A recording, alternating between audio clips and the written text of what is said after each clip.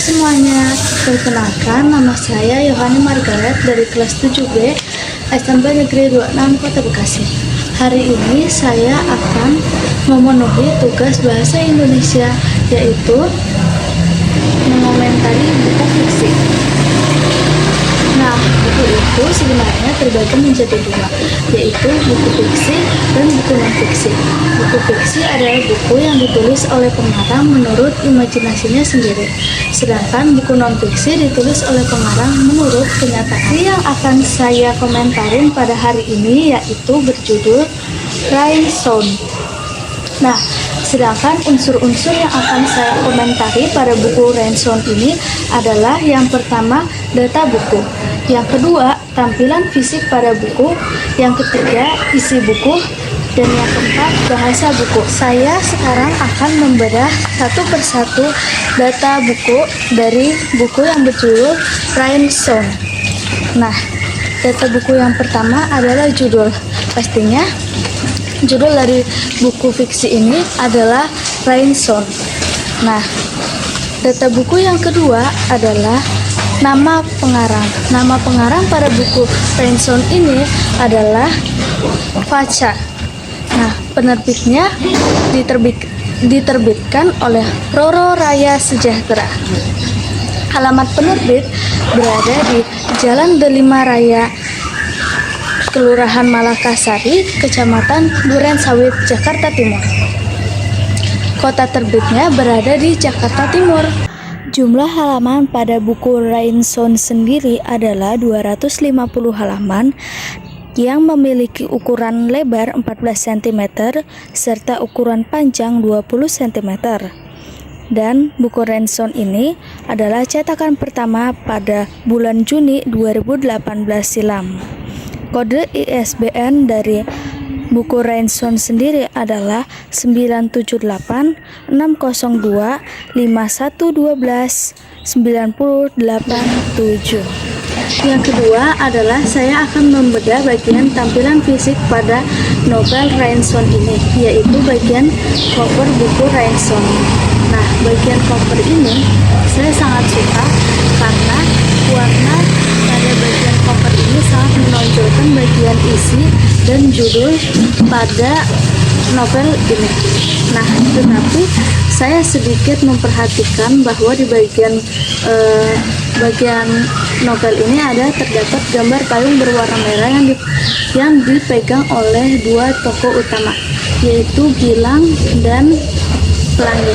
Nah, gambar payung warna merah di sini tidak sesuai dengan isi dari buku tersebut, karena di sebagian isi pada awal-awal cerita Rain Sound ini menggambarkan bahwa payung yang digunakan oleh Pelangi dan Gilang itu berwarna biru pastel.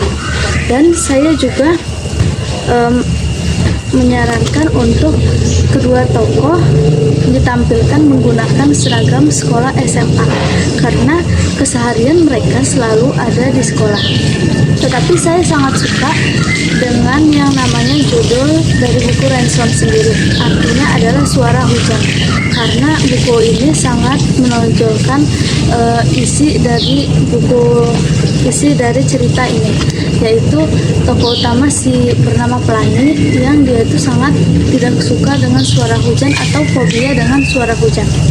Apa sih ketakutan terhadap hujan? Dalam bahasa ilmiah, ketakutan terhadap hujan disebut sebagai pluviophobia, seperti yang dialami Pelangi dalam cerita Rain Sound ini. Nah, itu tuh benar-benar ada loh. Pada kasus tertentu, penderitanya juga mengalami psikosomatis saat melihat atau mendengar suara hujan. Misalnya tiba-tiba sesak napas atau mengalami diare. Dan sekarang kita memasuki pada unsur mengomentari buku fiksi yang ketiga. Nah, itu berisi tentang bagian isi, menjelaskan tentang bagian isi buku fiksi ini. Nah, bagian di sini saya akan membagi unsur bagian isi tersebut menjadi 3 bagian, yaitu kelebihan buku, kekurangan buku, serta unsur intrinsik yang terdapat pada buku novel ini. Nah, Yang pertama kan tadi kelebihan buku ini adalah ini adalah buku, termasuk buku yang banyak sekali penggemar yang membacanya, terutama di Wattpad.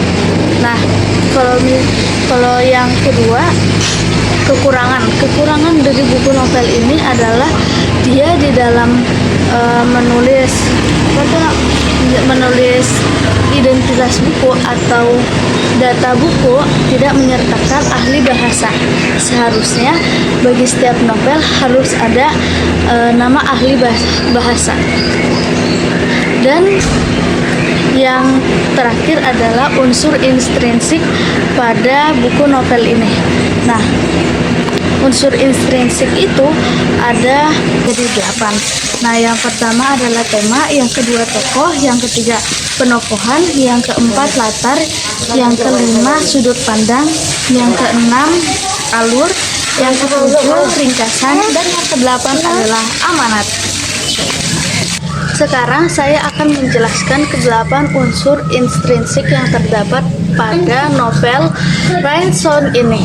Nah, yang pertama tadi adalah tema. Temanya ini sangat menonjolkan, yaitu tema ini sangat menonjolkan pada cerita yang terdapat pada judul buku Rainson ini. Nah, temanya itu adalah, jadi ada sepasang anak SMA yang berbeda angkatan. Jadi mereka tuh kayak kakak kelas dan adik kelas. Nah, itu adalah tokoh utamanya yang bernama Pelangi dan Gilang. Nah, mereka itu bertemu ketika pada suatu suasana hujan. Nah, itu adalah awal dari pertemuan mereka, dan ternyata mereka itu mempunyai suatu perbedaan yang khas banget. Nah, yang kedua itu adalah temanya tadi. Dan yang kedua adalah tokoh. Tokohnya itu dalam cerita ini bukan hanya tokoh utama, tapi ada juga tokoh pembantu, yaitu teman-teman Gilang dan juga teman-teman si Pelangi. Nah, teman-temannya itu bukan hanya sebagai pemeran pembantu yang tidak melengkapi isi cerita, tapi mereka tuh berperan besar banget walaupun bukan tokoh utama. Jadi tokoh itu adalah Gilang, Pelangi, Devi, Dito, Nando, Cindy, dan juga Natasha.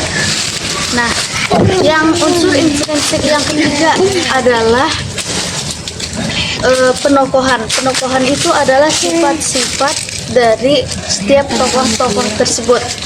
Nah, setiap tokoh-tokoh tersebut kan mempunyai suatu sifat-sifat itu. Sekarang saya akan menjabarkan sifat-sifat. Gilang sebagai tokoh utama memiliki sifat protagonis. Begitupun dengan Pelangi. Dan ada juga sahabat Pelangi. Sahabat Pelangi yang bernama Devi itu mempunyai sifat protagonis juga. Nah, ada juga Dito. Dito itu adalah pacar dari temannya si Pelangi. Dia mempunyai sifat protagonis. Dan juga yang kelima ada Natasha dan Ariko. Mereka itu sebagai memiliki sifat yang tritagonis. Dan yang terakhir adalah Cindy, memiliki sifat antagonis. Dan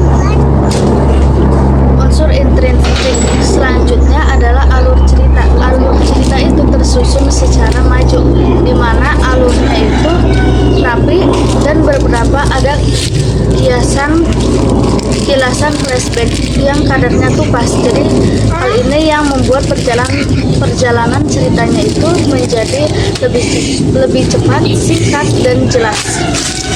Jadi selanjutnya yang adalah latar. Latarnya ini berada di sekolah, ya, sekolah menengah SMA.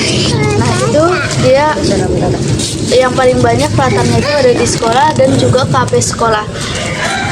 Nah, selanjutnya adalah sudut pandang. Sudut pandang dari cerita novel Rainson ini adalah sudut pandang orang ketiga serba tahu, di mana orang ketiga serba tahu itu karena novel ini tuh menceritakan dia tuh tahu semuanya, sifat-sifat yang akan terjadi, motifnya. Misalkan tokoh Pelangi mempunyai mempunyai rencana ini, jadi dia tahu, maka disebut sebagai sudut pandang orang ketiga yang serba tahu. Nah, yang ketujuh itu unsur intrinsiknya adalah ringkasan. Jadi ringkasan pada cerita Rainson ini menceritakan tentang perasaan, persahabatan, takdir, percintaan, dan juga menceritakan tentang keluargaan.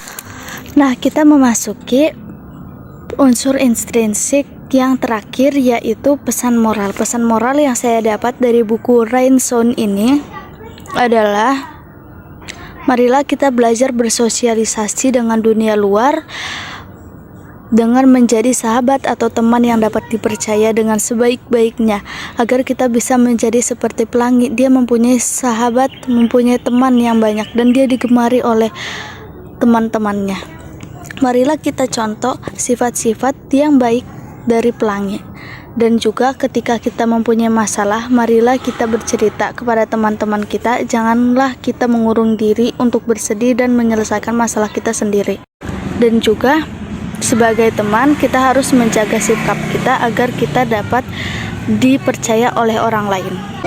Dan unsur terakhir yang saya komentari dari buku Rainson sendiri adalah bahasa. Bahasa yang digunakan pada buku ini sangat mudah dipahami dan menggunakan bahasa sehari-hari, yaitu bahasa anak SMA zaman sekarang. Dan penulis banyak menampilkan bahasa-bahasa gombalan yang tidak berlebihan dan juga bahasa Inggris yang mudah dipahami.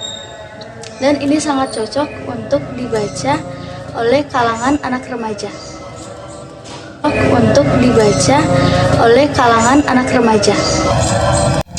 Saya telah sampai pada akhir presentasi saya, yaitu mengomentari buku fiksi. Sekian dari saya, terima kasih.